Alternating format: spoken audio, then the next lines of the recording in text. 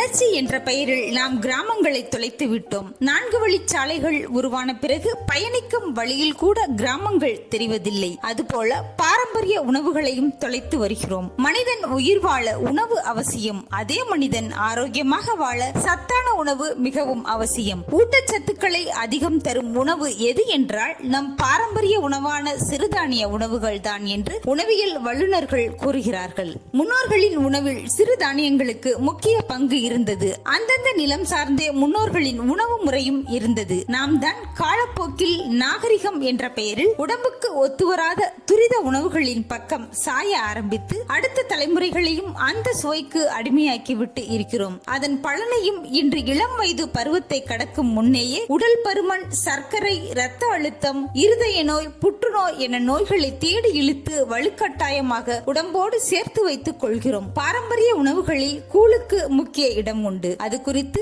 வீதிக்கு வந்தவை என்ற தலைப்பில் அருமையான கவிதை ஒன்றை தந்துள்ளார் சென்னையைச் சேர்ந்த கவிஞர் ஸ்ரீனிவாஸ் பிரபு அவர்கள். கால மாற்றத்தால் வீட்டினின்றும் வீதிக்கு வந்தவைகளில் கூழும் ஒன்றாகி போனது குளுமை மாறாமல் என அவர் எழுதியிருக்கும் கடைசி வரிகள் கூழ் குடிக்கும் ஆசையை தூண்டக்கூடியவை. கவிதையை முழுமையாக தெரிந்து கொள்ள நமது மண்வாசம் வாங்குங்க, வாசியுங்க.